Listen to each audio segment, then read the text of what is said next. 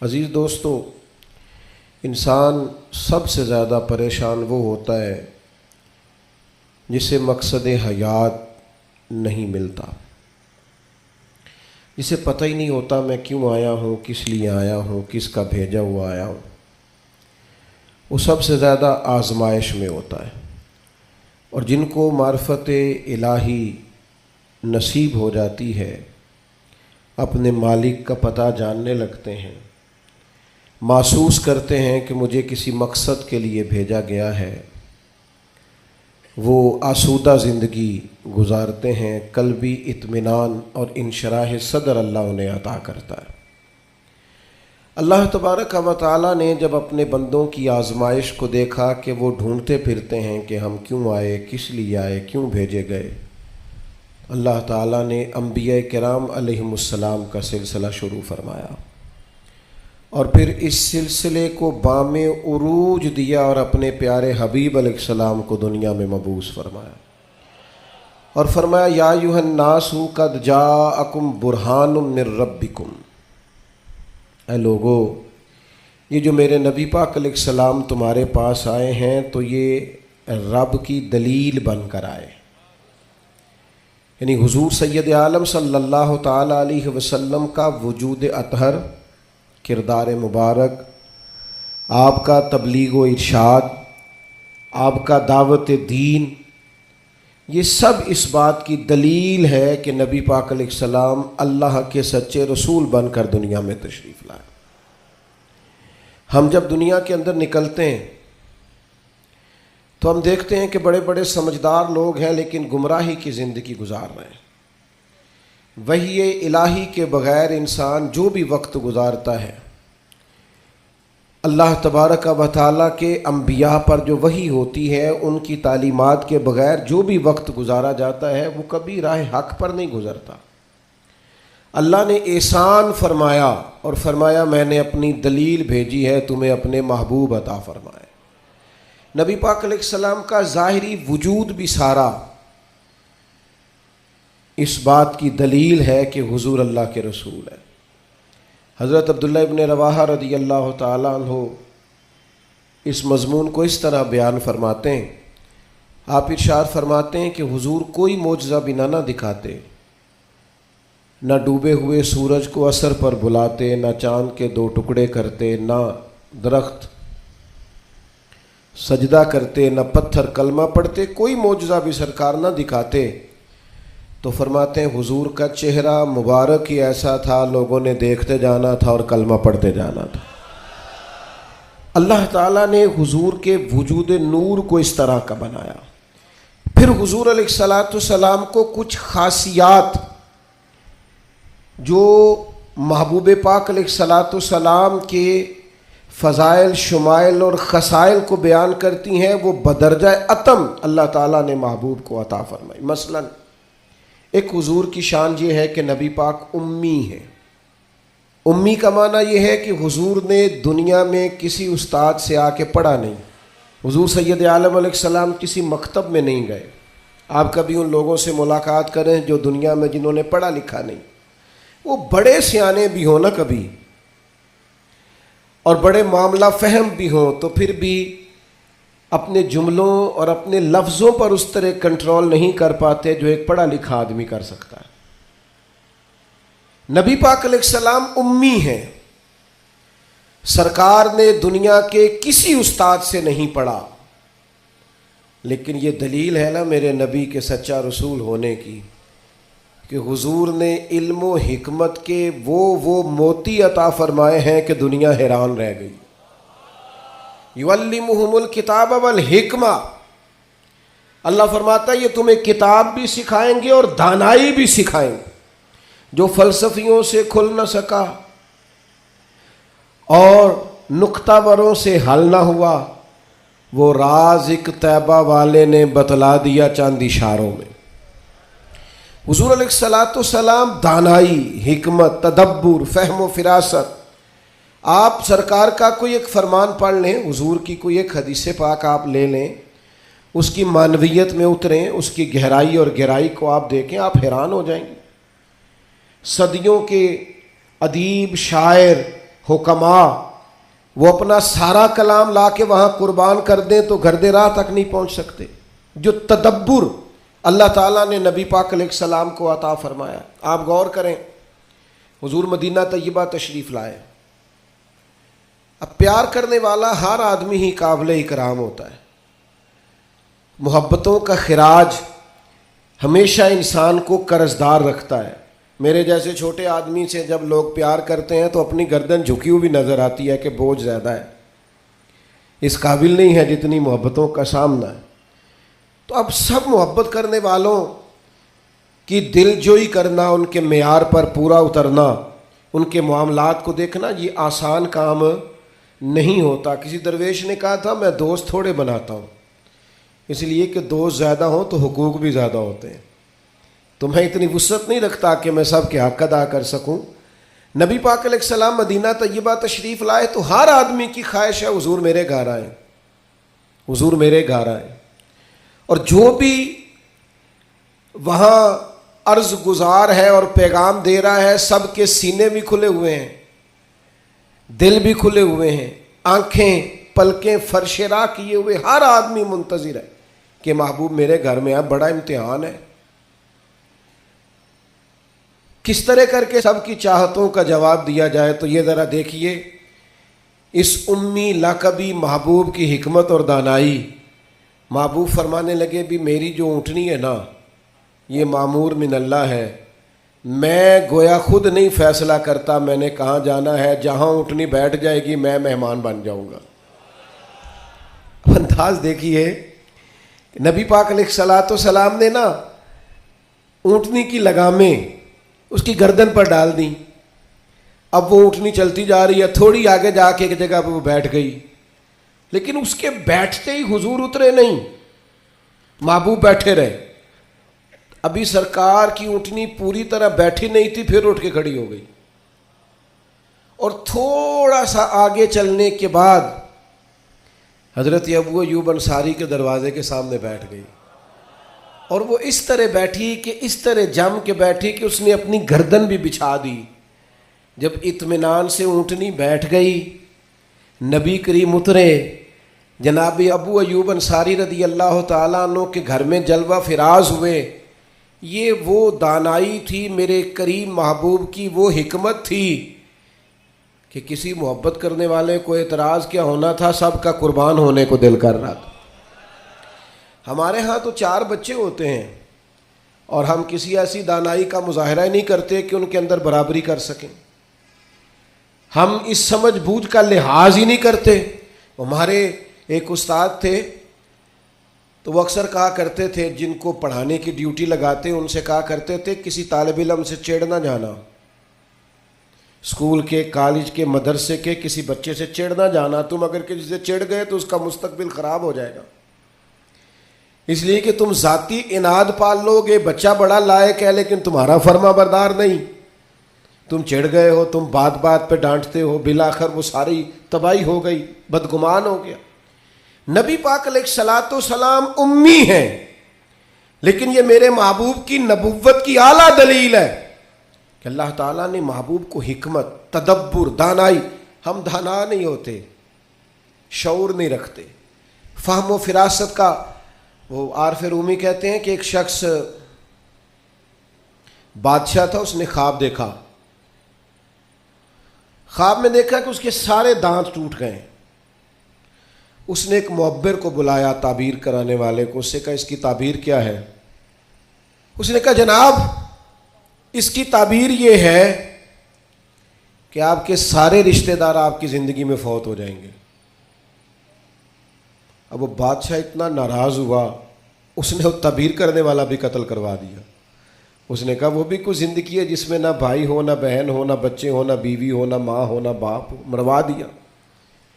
ایک اور آدمی تعبیر کرنے والا تھا پر وہ دانا بھی تھا, اس کو بلایا اور بلا کر بادشاہ نے کہا میں نے خواب دیکھا ہے, خواب میں میرے سارے دانت ٹوٹ گئے, تعبیر بتائیں. تو وہ کہنے لگا بادشاہ مبارک ہو, اس کی تعبیر یہ ہے کہ اللہ تعالیٰ خاندان میں سب سے لمبی عمر آپ کو عطا فرمائے گا.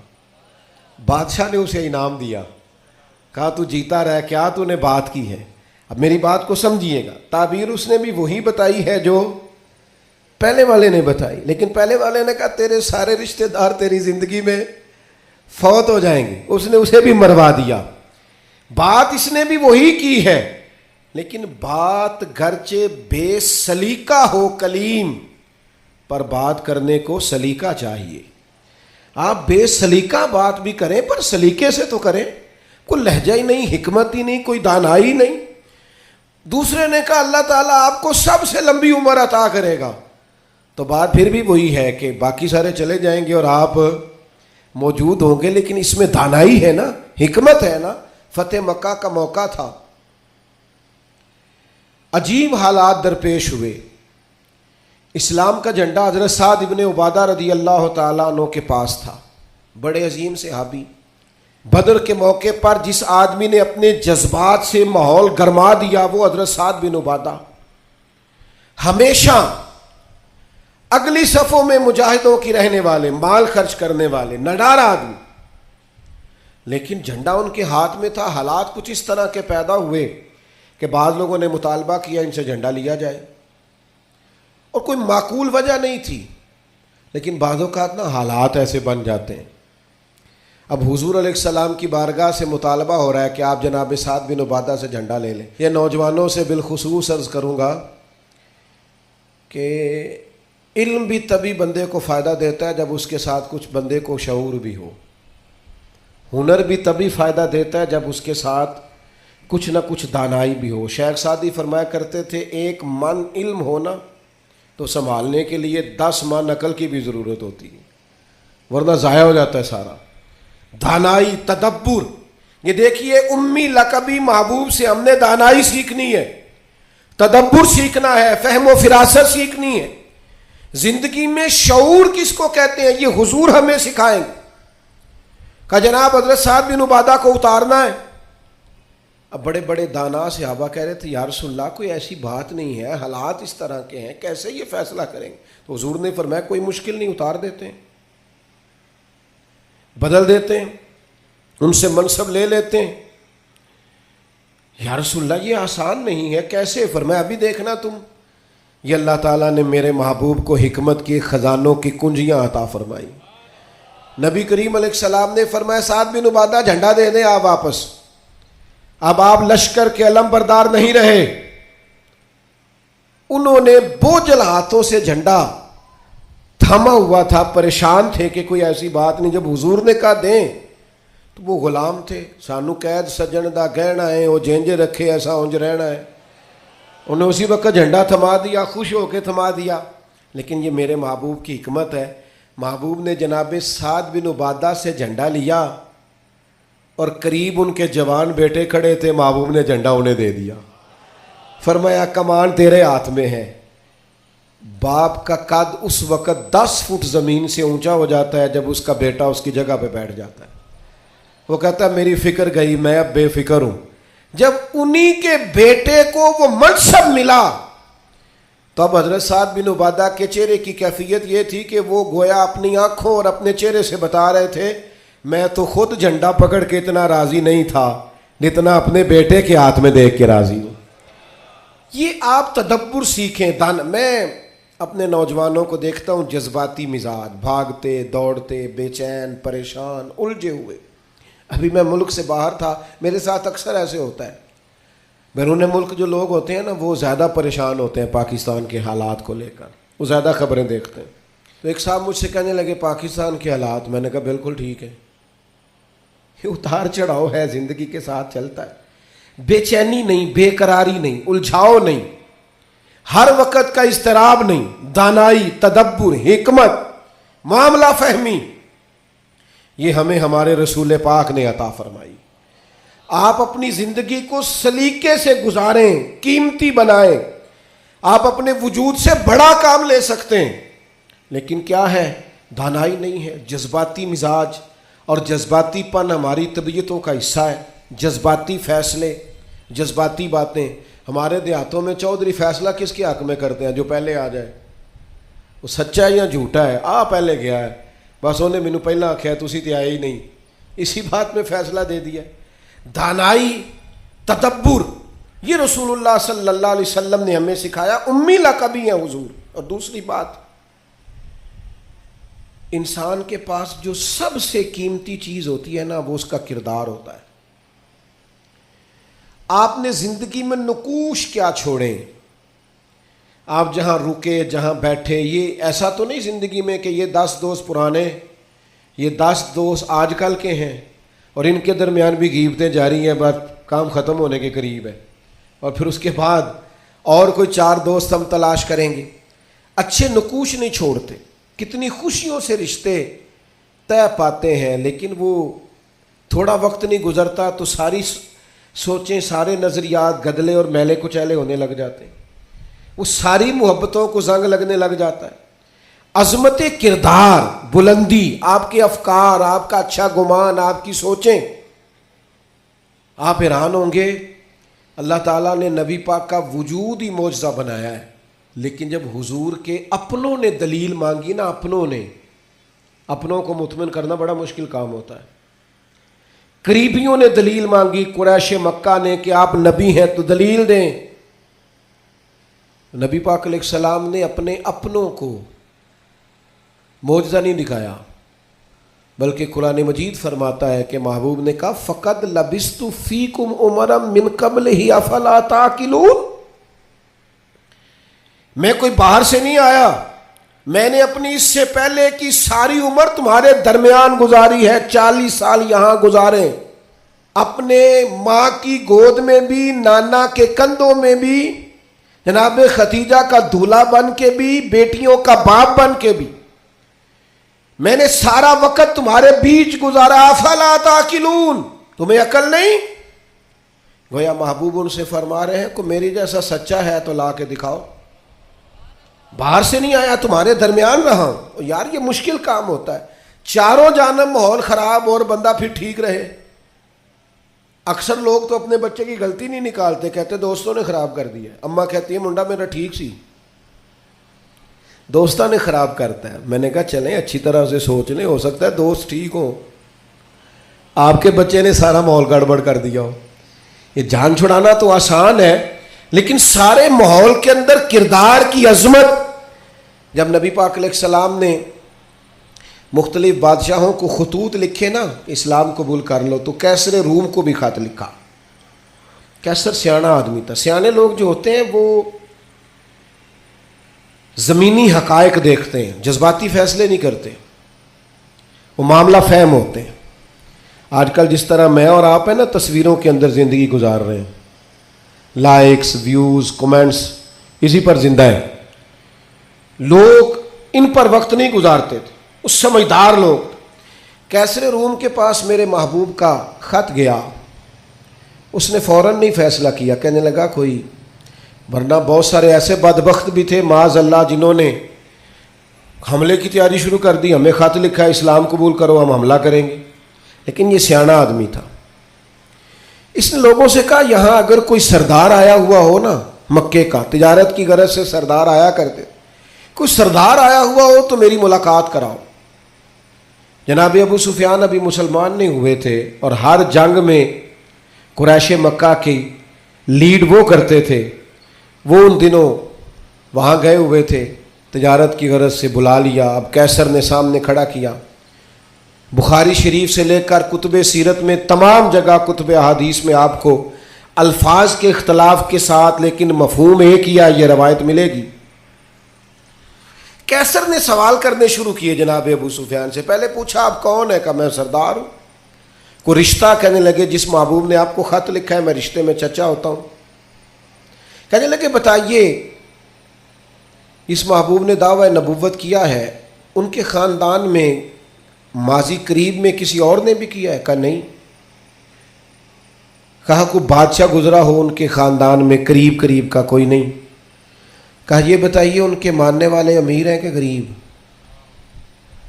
تو ابو سفیان کہنے لگا ماڑے ماڑے بندے، ماڑے ماڑے بندے۔ میں آپ مجھ سے ناراض نہ ہوئیے گا، لیکن محفل میلاد میں بھی ماڑے ماڑے بندے آتے ہیں، سیاسی سماجی لوگ بھی آتے ہیں کسی سے ادھاری ٹوپی لے کے، ان کا خیال ہوتا ہے چلو میلاد کی محفل کی بھی قیادت جلدی سے ہم لے لیں، جلوس بھی جلدی سے قبضہ کر لیں، کل کو ان لوگوں کے پاس بھی جانا ہے الیکشن کے دنوں میں۔ لیکن غریب لوگ، پر ہمارا حال یہ ہوتا ہے کہ جس کو 35 سال ہو گئے فجر کی اذان پڑھتے، وہ بیچارہ میلاد کی محفل کی بھی صدارت نہیں کر سکتا۔ وہاں بھی جن کے ہاتھوں میں نوٹوں کی دتیاں اچھی ہوں ان کی سیٹیں اگلی ہوتی ہیں۔ یہ ذوق ٹھیک نہیں، یہ اس محفل کے وقار کے حق میں نہیں۔ یہ بات، یہ بڑی بلند و بالا محفل ہے، اس کا معیار اور ہونا چاہیے۔ پوچھا سردار نے، ابو سفیان بتائیے ماننے والے کون ہیں؟ کہ غریب غریب۔ فرمایا یہ بتاؤ تمہاری کبھی ان سے جنگ بھی ہوئی ہے؟ کہا ہوئی ہے۔ کہ نتیجہ کیا نکلا؟ کہا کبھی ہم فتح یاب ہوئے کبھی وہ۔ کہنے لگا اچھا یہ بتائیں ان کے ماننے والے گھٹ رہے ہیں بڑھ رہے ہیں؟ ابو سفیان کہنے لگا جی بڑھ تو روز بروز رہے ہیں، اور نتیجہ خیز ہو رہی ہے دعوت۔ اس نے کہا اچھا یہ بتائیں جنہوں نے دعوی نبوت کیا ہے کیا کبھی انہوں نے جھوٹ بھی بولا ہے؟ ابو سفیان کہتے ہیں کہ میں ایک منٹ کے لیے سوچ میں مخالف تھا نا، مخالف رائے دے رہا تھا، لیکن میرے دل کے اندر سے آواز آئی معاذ اللہ میں انہیں جادوگر کہوں، شاعر کہوں، شاعر کہوں تو شاید کوئی شخص میری بات پر توجہ دے، پر نبی پاک نے جھوٹ بولا یہ تو مانے گا ہی کوئی نہیں۔ کہتے ہیں میں نے کہا بات بالکل سچی کرنی ہے۔ وہ میرے سامنے پیدا ہوئے، سامنے جوان ہوئے، سامنے ان کے بال سفید ہوئے، پر اس محبوب کی زبان سے جو بھی نکلتا ہے حق اور سچ ہی نکلتا ہے۔ میں کیسے آپ کو یہ بات عرض کروں کہ بغیر وجہ کے لوگ جھوٹ بولتے، ان کا کوئی فائدہ نہیں، کوئی دنیاوی نفع بھی نہیں، جان بوجھ کے ڈینگے مارتے ہیں، بڑکیں، کوئی لینا دینا ہی نہیں، بلا وجہ جھوٹ۔ یہ انسان کے کردار کو داغدار کر دیتا ہے۔ دنیا کے کسی بڑے تاجر پر ہاتھ رکھیے، بڑے سے بڑے بزنس مین پر، اس سے پوچھئے کہ تمہاری بزنس میں کامیابی کی وجہ کیا بنی؟ انویسٹمنٹ زیادہ کی تھی، پڑھے لکھے زیادہ تھے؟ تو آپ کو ہر بزنس مین کہے گا صرف اللہ نے میرا مارکیٹ میں اعتبار بنا دیا تھا۔ جس کا اعتبار مارکیٹ میں اچھا ہوتا ہے لوگ کہتے ہیں بندہ ٹھیک ہے، سچ بولتا ہے، اس کا کاروبار چلتا ہے۔ کبھی جھوٹ اور بددیانتی اور فریب سے بھی قومیں آگے بڑھی۔ ابو سفیان کہتے ہیں مجھ سے پوچھا، ایک سوال یہ بھی تھا ان سوالوں میں کہ خاندان کیسا ہے؟ تو میں نے کہا خاندان تو قریشی اور ہاشمی ہے، اعلیٰ خاندان محبوب کا۔ تو کہتے ہیں میں نے کہا بادشاہ کو نتیجہ ہی دے، اتنے تو نے سوال کیے۔ تو کہنے لگا نتیجہ تو نکل آیا ہے۔ تم نے کہا ماننے والے غریب لوگ ہیں، تو نبیوں پر ہمیشہ پہلے غریب لوگ ہی مان لاتے ہیں۔ تم نے کہا ماننے والے بڑھ رہے ہیں، تو یہ ان کی صداقت کی دلیل ہے کہ ہر روز دعوت اور پیغام اور ماننے والے بڑھ رہے ہیں۔ تم نے کہا وہ اعلیٰ نسب ہے، تو نبی اللہ ہمیشہ اونچے خاندانوں میں بھیجا کرتا ہے۔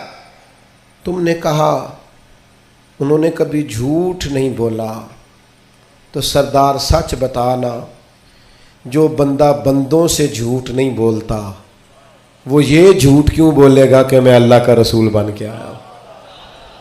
نتیجہ تو نکل آیا۔ اسیر دشمن کی چاہ میں بھی، مخالفوں کی نگاہ میں بھی وہ امی ہے، صادق ہے، معتبر ہے، میرا پیغمبر عظیم تر ہے۔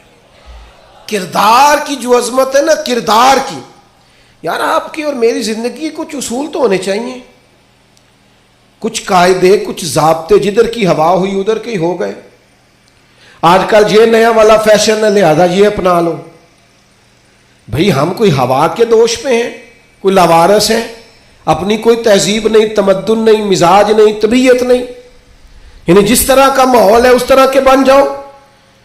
کردار میں کچھ قاعدے زندگی میں بنانے چاہیے، کچھ اصول وضع کرنے چاہیے، کچھ چیزیں طے کرنی چاہیے کہ مجھے ان حدود سے آگے نہیں بڑھنا۔ مومن کی اپنی ایک ذاتی شخصیت ہوتی، اس کا ایک اپنا رکھ رکھاؤ ہوتا ہے، اس کی اپنی ایک وفاداری ہوتی۔ آپ جائیے اپنے بزرگوں سے ملیے، دیہاتوں کے لوگ کیا کہتے ہیں؟ وہ کہتے ہیں بس بھائی میں دوستوں کے ساتھ آتا جاتا تھا، گھومتا پھرتا تھا، اب یہ کام نہیں کرنا، اب میرے بیٹے کو میرا جوتا پورا آنے لگ گیا ہے، اب مجھے وفادار ہونا ہے۔ میں کیسے اپنی ملت کے نوجوانوں کو سمجھاؤں کہ تو گھٹنوں تک اگر اپنا لباس آدھا کر لے تو پتہ نہیں تیری کتنی کوئی گرمی کم ہو جاتی ہے اور کس قدر زیادہ آسودگی اور آسانی محسوس کرتے ہو۔ حالانکہ گھر میں بہنیں ہیں، بیٹیاں ہیں، ماں ہیں۔ بندے کی ایک اپنی وفاداری بھی ہونی چاہیے، اس کے کچھ قاعدے، ضابطے، اٹھنا بیٹھنا، اصول بھی ہونے چاہیے۔ نبی کریم صلی اللہ تعالی علیہ وسلم کی عظمت کردار کا یہ عالم تھا کہ عرب شریف کے اندر کنواری عورتیں بڑی ہی شرم و حیا والی ہوتی تھی۔ لوگ مثال دیتے کہ تو کنواری لڑکی کی طرح شرم و حیا والا۔ قربان جائیں سیدہ طیبہ طاہرہ حضرت عائشہ صدیقہ رضی اللہ تعالیٰ عنہ فرماتی ہیں نبی پاک علیہ السلام عرب کی کنواری لڑکیوں سے بھی زیادہ حیا والے تھے۔ حضور حیا والے، متانت، سنجیدگی، کبھی شور و غل نہ کرتے، کبھی بازار میں نظریں اٹھا کے نہ چلتے، کبھی محبوب کی زبان سے معاذ اللہ کسی نے کوئی کمزور جملہ نہیں سنا۔ یہ کیا بات ہوئی، مجھے کسی نے غصہ دلایا تھا میں نے گالیاں دے دی، تو آپ کے اصول کدھر گئے، قاعدے کدھر گئے، ضابطہ کدھر گیا؟ یہ کیسے ہو گیا کہ آپ بااصول آدمی تھے پھر بھی آپ کی زبان سے بازاری جملے نکل آئے؟ یہ ہو نہیں سکتا نا اگر آپ نے کوئی اصول زندگی میں بنا رکھے۔ تو عظمت کردار یہ رسول اللہ صلی اللہ تعالی علیہ وسلم کی زندگی کا ایک بنیادی عنصر ہے، بنیادی۔ اور پھر حضور سید عالم صلی اللہ تعالی علیہ وسلم کو اللہ تبارک و تعالیٰ نے ایک شان اور بڑی امتیازی عطا فرمائی، بڑی انوکھی۔ وہ یہ تھی کہ اللہ تعالیٰ نے نہ محبوب کو فصاحت و بلاغت عطا فرمائی، یعنی بات کہنے کا جو سلیقہ، جو انداز حضور جانتے ہیں نا، یہ کسی اور کو نصیب۔ ہمارے ہاں نا بہت زیادہ باتیں کرنے کا رواج، اس کا نتیجہ یہ نکلتا ہے کہ انسان کے جملے بے وقت ہو جاتے ہیں۔ لوگ کہتے ہیں یار عادت ہے اس کی، اور کچھ لوگ ایسے ہوتے ہیں کہ جن کے پاس آپ بیٹھے نا تو کبھی کبھی تیل کی ضرورت پڑ جاتی ہے کہ تھوڑا تھوڑا یہاں لگا لے بندہ، اس لیے کتنی باتیں سناتے ہیں، اتنی باتیں۔ اور آج کل تو ایک اور رواج بھی ہو گیا ہے، کہتے ہیں قطع کلامی معاف اور ساتھ ہی بات شروع۔ تو میں کئیوں سے کہتا ہوں پہلے پوچھ تو لیں ہم نے معاف کیا بھی ہے کہ نہیں۔ آپ تو گن پوائنٹ پہ معافی لے رہے ہیں، آپ نے حکم دائر کیا ہے قطع کلامی معاف اور آپ شروع ہو گئے۔ گفتگو میں، لہجے میں، دعوت دینے میں، پیغام دینے میں آپ کی خدمت میں عرض کروں گا روز بچوں کو بھی نہیں ڈانٹنا چاہیے، روز نہیں نصیحت کرنی چاہیے ورنہ نصیحت بے وقت ہو جاتی۔ روز ہی انسان کو اس طرح کا ماحول نہیں بنانا چاہیے وہ اس کی طبیعت ٹھہراؤ والی ہو، یعنی سکوت جو ہوتا ہے نا، چپ خاموش آدمی، وہ لگتا ہے کہ کوئی طوفان لیے بیٹھا ہے، لگتا ہے کہ یہ اس وقت کسی خاص گہرائی اور گہرائی میں اتر کر کوئی اچھی منصوبہ بندی کر رہا۔ نبی پاک علیہ السلام کو اللہ نے بڑی فصاحت و بلاغت عطا فرمائی، لیکن اس کے ساتھ ساتھ اللہ تعالیٰ نے علم کے خزانوں کی کنجیاں دیں۔ سرکار جب بات کرتے نا تو صحابہ فرماتے ہیں ہر جملہ دوسرے جملے سے جدا ہوتا، اس طرح حضور بولتے کہ اگر کوئی لفظ گننا چاہتا تھا تو گن بھی سکتا تھا۔ یعنی بات وہ ہمارے ہاں اکثر نا محافل میں ایسا ہوتا ہے کہ وہ بعض اوقات بڑی سادی سی بات بھی اتنے جوش کے ساتھ کی جاتی ہے کہ میری طرح کا طالب علم سوچنے لگ جاتا ہے کہ یہ بات تو آرام سے بھی کی جا سکتی تھی، اس میں اتنا پریشان ہونے کی ضرورت، یہ سادی سی بات تھی، آپ بڑے خوبصورت لہجے میں بھی کہہ سکتے تھے۔ اللہ تعالیٰ نے محبوب کو فصاحت دی، بلاغت دی، معاملہ فہمی دی، اور حضور علیہ الصلاۃ والسلام بڑے ٹھہرے ٹھہرے انداز میں بات کرتے، لیکن جب بات کرتے تو حضور نہ بات کا رخ بدل دیتے، یعنی بندہ سوچ رہا ہے اس رستے جانے کی، لیکن کریم کی حکیمانہ بات بندے کا رستہ چینج کر دیتی، وہ بالکل انسان ڈائریکشن بدل لیتا کہ نہیں یار یہ رستہ ٹھیک ہے۔ اب بات کو سمجھیے گا، ایک ہوتا ہے بندے کے پاس مال نہیں تو وہ فقیر ہے، کچھ لوگ ایسے ہوتے ہیں کہ وہ امیری میں فقیری کرتے ہیں، مالدار ہوتے ہیں، بڑا اللہ نے دیا ہوتا ہے، لیکن ان کے مزاج سے دولت نہیں چھلکتی، عہدہ نہیں چھلکتا، وہ درویشوں کے ساتھ بیٹھتے ہیں، سادہ طرز زندگی۔ یہ بھی نبی پاک علیہ السلام کا خاصہ ہے، حضور کی نبوت کی دلیل ہے کہ نبی پاک نے فقیرانہ زندگی کو اختیار کیا۔ آپ ذرا انداز دیکھیے، حضرت عمر رضی اللہ تعالیٰ عنہ کہتے ہیں میں ملنے کے لیے پہنچا تو موٹے بان کی چارپائی، حضور اس پر آرام فرمائے، فرماتے ہیں جب میں گیا تو سرکار اٹھ کے بیٹھے، اور جب حضور اٹھے نا تو آپ کی کمر مبارک سے نا ذرا کپڑا ہٹا۔ وہ جنہوں نے پرانی موٹے بان کی چارپائیاں دیکھی نا، منجدی منجی جنہوں کہیں دس، تو وہ کبھی اٹھتے تھے نا سو کے تو کمر پر نشان چھوڑتی تھی۔ حضرت عمر رضی اللہ تعالیٰ عنہ اپنے مزاج کے لحاظ سے دلیر آدمی تھے، لیکن جناب فاروق اعظم رضی اللہ تعالیٰ عنہ نے محبوب کو اس حال میں اٹھتے دیکھا تو آنکھوں میں آنسو آ گئے، اور حضرت عمر نے نا ایک فکر بیان کی، ایک ڈائریکشن بیان کی، اپنی سوچ عرض کی حضور کی بارگاہ میں، عرض کی یا رسول اللہ صلی اللہ تعالی علیہ وسلم، ایک کیسر و کسرا اللہ کے دین کے دشمن ہے اور اتنی آرام دہ زندگی گزارتے ہیں۔ بہت سارے لوگ سوال نہیں کرتے وہ فلاں ملک دیکھو غیر مسلم ہے لیکن آسودہ حال کتنا ہے۔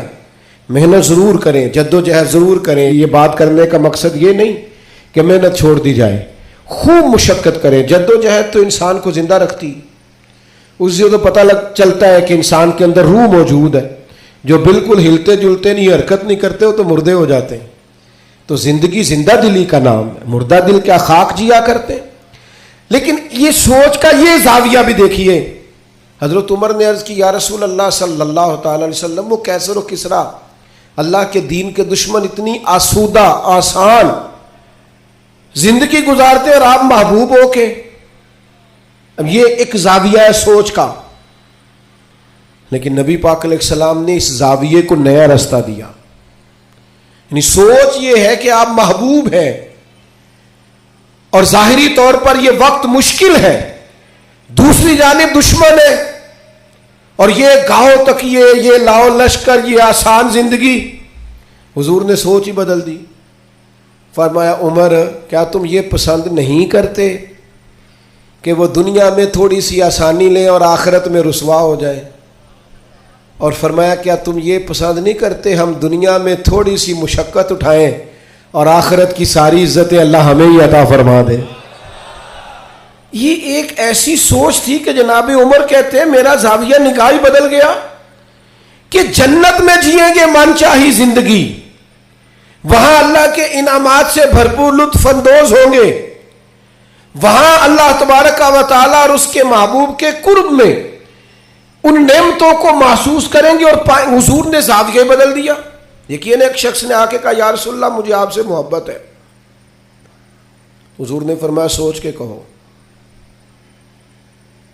یہ ویسے ہم سے نہیں آج کوئی بھی کہہ سکتا، سوال ہی نہیں پیدا ہوتا۔ میں عاشق رسول ہوں تو کوئی بندہ کہے سوچ لے اچھی طرح، کہنے تو نے یہ کیسے بات کر دی، میرے سے بڑا عاشق ملے گا نہیں ڈھونڈنے سے۔ کہا یا رسول اللہ آپ سے محبت ہے، تو فرمایا سوچ لو۔ یا رسول اللہ آپ سے محبت ہے، فرمایا پھر سوچ لو۔ 3 بار حضور نے کہا۔ اس نے کہا حضور مجھے ہے محبت، تو پھر نبی پاک نے فرمایا فقر کے لیے تیار ہو جاؤ، آزمائش کے لیے تیار ہو جاؤ۔ یاری تیری سونا پر آزمائشاں تیریاں اگ، یہ سونا پرکھیا جامد ہے پر نہ لگاں دے لگ۔ آزمائش کی تیاری کرو، یعنی ایسا نہیں ہے کہ مجھ سے محبت کرو گے تو بڑی آسودہ زندگی، ہر وقت آرام دہ وقت گزرے گا۔ یہ شہادت گاہ الفت میں قدم رکھنا لوگ آسان سمجھتے ہیں مسلمان ہونا۔ یا آپ کا خیال ہے کہ فلاں آدمی دیکھو کتنی موج میں ہے۔ میں اکثر کہا کرتا ہوں جو بندہ بڑا ہوتا ہے نا اس کے دکھ بھی اتنے بڑے ہوتے ہیں، اس کی آزمائشیں بھی اتنی بڑی ہوتی ہیں۔ قد کاٹ کے حساب سے آزمائش ہوتی ہے لوگوں کی. یاد رکھنا نبی پاک علیہ الصلوۃ والسلام نے سوچوں کو نیا زاویہ دیا. فقیرانہ زندگی، یعنی بہت زیادہ مال ہے حضرت عثمان غنی کے پاس، لیکن سارا اللہ کی مخلوق پر بانٹنے کے لیے رکھا ہوا ہے. خود اگر پیبند لگے کپڑوں سے بھی گزارا کرنا پڑتا ہے تو وہ سکھی ہیں، آسان ہے. ایک دن بھی نہیں مانگا حضرت بلال حبشی نے کہ یا رسول اللہ میرا بھی تو مکان ہونا چاہیے نا. کیوں؟ کہ حضور نے معراج سے واپس آ کے کہا تھا میں نے تمہارے چلنے کی آواز جنت میں بھی سنی ہے. تو جن کے محل بنے ہوئے تھے سوچیں بدلی ہوئی تھی، انہوں نے پھر اپنے زاویہ نگاہ کچھ اور بنایا. بس بات سمیٹنے کی طرف آ رہا ہوں. ایک چوتھی بات نبی پاک علیہ الصلوۃ والسلام کے نبی ہونے پر، اللہ تعالیٰ کی طرف سے برہان ہونے پر بڑی دلالت کرتی، وہ یہ ہے کہ میرے رسول پاک نا طبیب روحاں ہیں. حضور دلوں کے طبیب ہیں. یعنی کچھ چیزیں ایسی ہیں جو انسان کے ظاہر کو سنوار دیتی ہیں لیکن باطن پیاسا رہ جاتا ہے. آپ نے بہت سارے لوگ دیکھے ہوں گے، یہ انزائٹی بھلا کس گھر میں زیادہ آتی ہے، ڈپریشن اور ٹینشن کس گھر میں زیادہ آتا ہے؟ جس میں بہت زیادہ سہولیات ہوتی ہیں، بہت زیادہ سرمایہ ہوتا ہے، 2-4 نوکر ہوتے ہیں، وہاں انزائٹی بھی ہوتی. کیوں؟ کہ دکھ ہمیشہ انسان کے ساتھ رہتا ہے. جب رزق کا، صحت کا، بچوں کا سارے دکھ نکل جاتے ہیں، بندے کو سہولت آتی ہے تو اب پریشان تو رہنا ہی ہے. لقد خلقنا الانسان فی کبد، اللہ نے انسان کو مشقت میں پیدا کیا ہے. اب انزائٹی آ جاتی ہے، ڈپریشن آتا ہے، ٹینشن آتی. نبی پاک صلی اللہ تعالی علیہ وسلم نا طبیب روحاں ہیں. حضور دلوں کے طبیب ہیں. محبوب کو اللہ نے یہ کمال دیا ہے کہ حضور دل کی دنیا بدل ڈالتے. یعنی حضور کی بارگاہ عالی مرتبت میں جو آتا نا، باطنی طور پر، روحانی طور پر وہ تبدیل ہو جاتا، اس کی کیفیات بدل جاتی. کفر، شرک، نفاق، ہر چیز سے وہ دور ہو جاتا. حتیٰ کہ ہرس، ہوس، لالچ، یہ ساری بیماریاں اس کی جان چھوڑ جاتی. خدا را میری اس بات پر خاص توجہ کرنا، ہم بھی اگر چاہتے ہیں نا بے چین روحیں چین پائیں تو پھر نا کوئی ایک بات حضور کی لے لیں زندگی میں. ایک بات، ایک شخص صدر ہوا بہت بڑے غیر مسلم ملک کا، اس سے لوگوں نے کہا کہ آپ منشور دیں. یہ جو پہلی تقریر کرتے ہیں نا وزیر اعظم یا صدر، وہ تقریر دستور ہوتی ہے، منشور ہوتی ہے، میں یہ کروں گا، میں یہ کروں گا. اور ہمارے ہاں تو بہت سارے دعوے بھی کر دیے جاتے ہیں اسی تقریر میں. اس سے کسی نے کہا کہ اتنے ملک کے آپ صدر بنے ہیں تو ملک کیسے چلائیں گے؟ تو اس نے کہا میرے پاس مسلمانوں کے نبی کی ایک حدیث ہے صلی اللہ تعالی علیہ وسلم، میرا وہی دستور ہے، وہی منشور ہے. کہا وہ کیا؟ تو بڑی عام روایت ہم سب کو آتی ہے. نبی پاک علیہ السلام نے فرمایا مومن وہ ہے جو اپنے لیے پسند کرے وہی اپنے بھائی کے لیے بھی پسند کرے. وہ کہنے لگا بس میں نے طے کر لیا ہے، جو میرے اور میرے بچوں کے لیے اچھا ہوگا سارے ملک کے لیے وہی کریں گے. اسی میں ہم اپنا سارا دستور اور منشور رکھتے ہیں.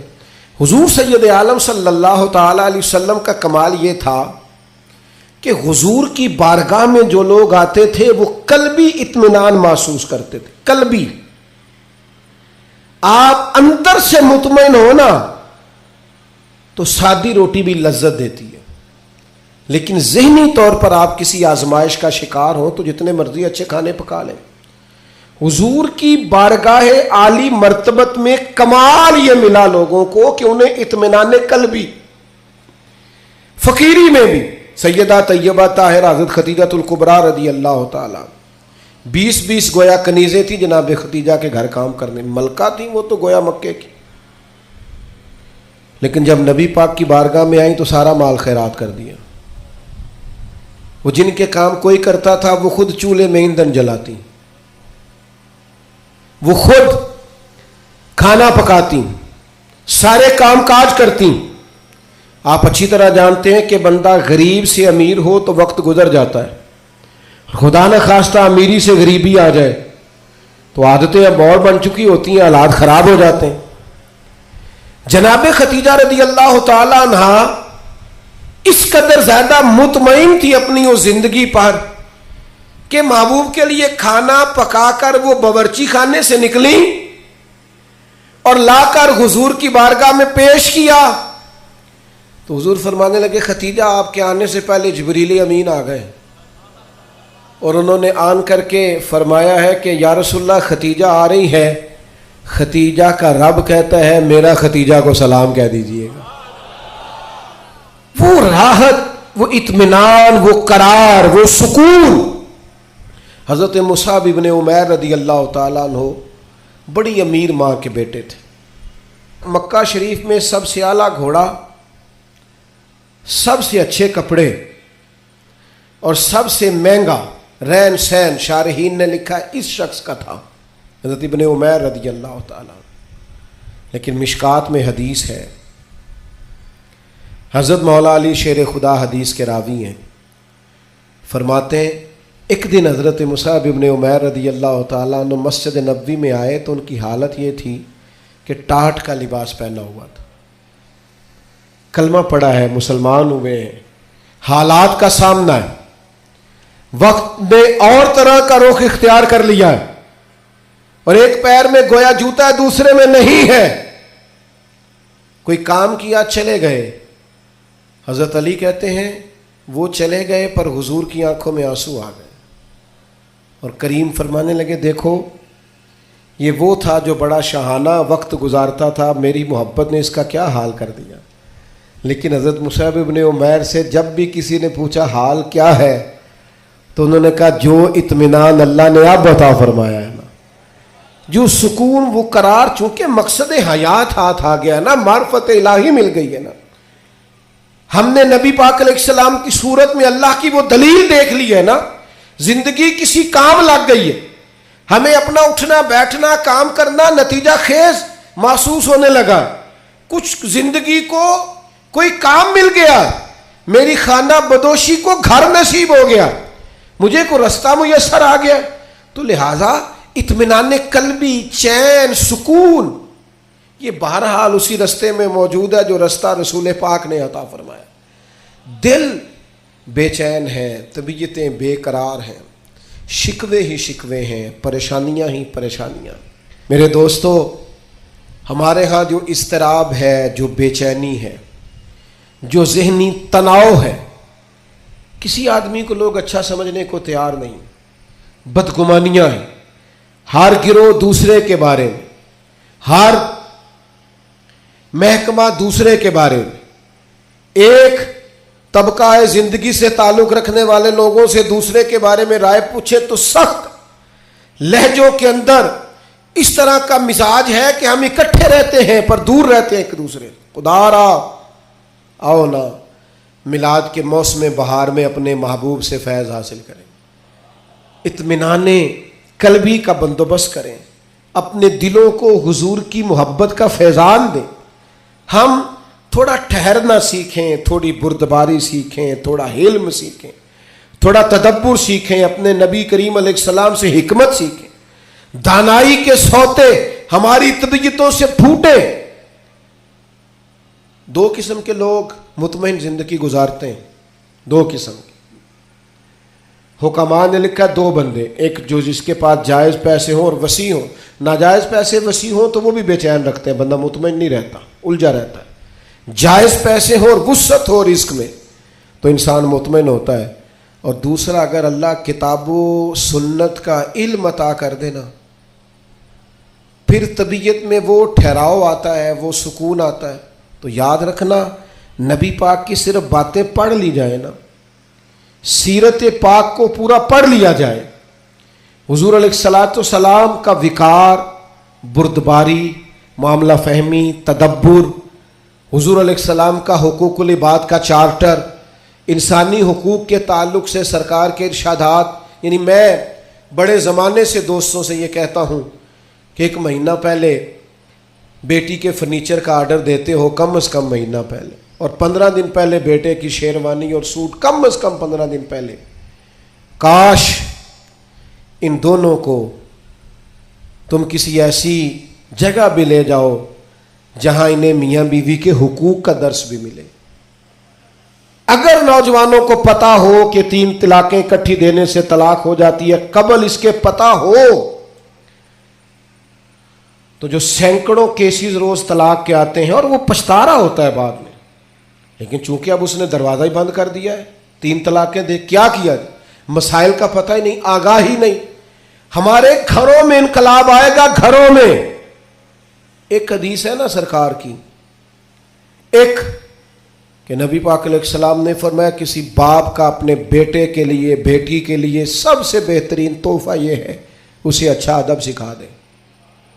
لو آپ یہ کام کر کے دیکھیں، کل کو اسی بیٹے کی بیوی کتنے سکون سے وقت گزارے گی، اگر اس کے آداب زندگی ٹھیک ہوئے تو اس کے بچے کتنے اطمینان سے وقت گزاریں، اس کے دوست کہیں گے یار کیا آدمی ہے، اس کے ساتھ بیٹھے تو زندگی خوبصورت ہو جاتی۔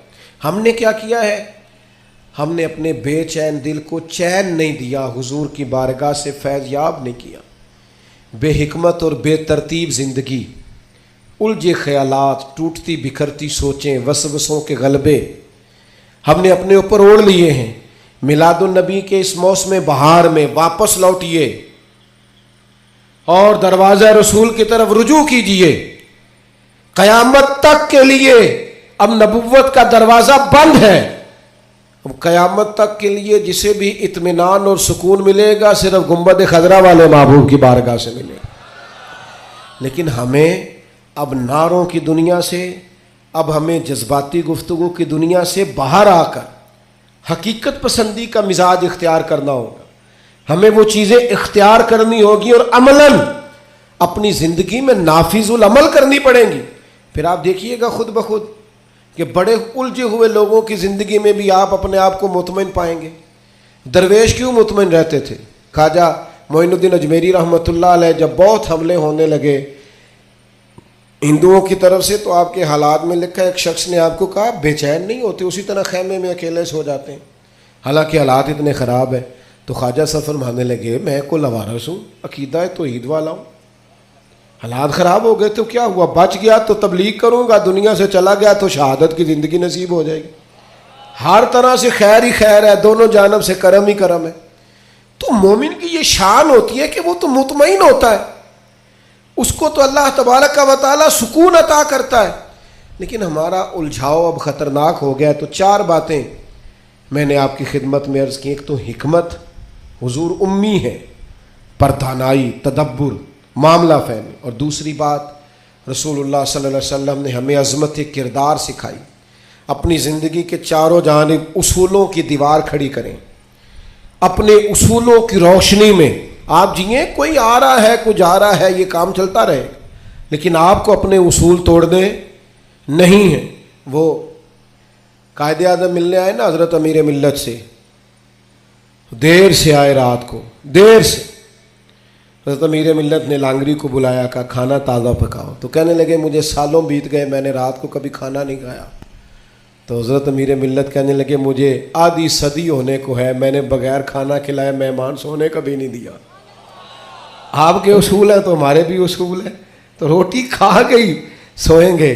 تو بڑے متاثر ہوئے، کہنے لگے کہ یہی نظم تو حسن ہے زندگی کا۔ کہا میں آج اپنا اصول توڑتا ہوں، اس لیے کہ آپ کا اصول زیادہ شستہ ہے، خوبصورت، نکھرا ہو۔ تو کچھ اصولوں میں زندگی انسان گزارے۔ تیسری بات فصاحت، بلاغت، آپ کو بات کہنی آتی ہو، معافی ضمیر آپ کو بیان کرنا آتا ہو، آپ گفتگو کا سلیقہ رکھتے ہوں۔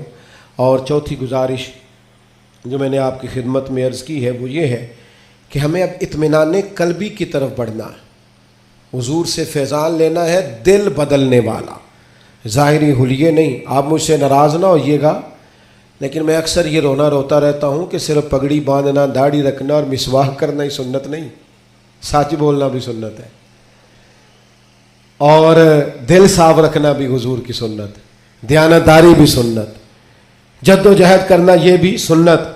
تو حضور نے جو کل دین ہمیں دیا ہے اس پر عمل کرنے کی کوشش کریں۔ اللہ تعالیٰ آپ کی اس خوبصورت اور پروقار تقریب کو اور ہماری حاضریوں کو قبول فرمائے۔ وما علینا الا البلاغ المبین۔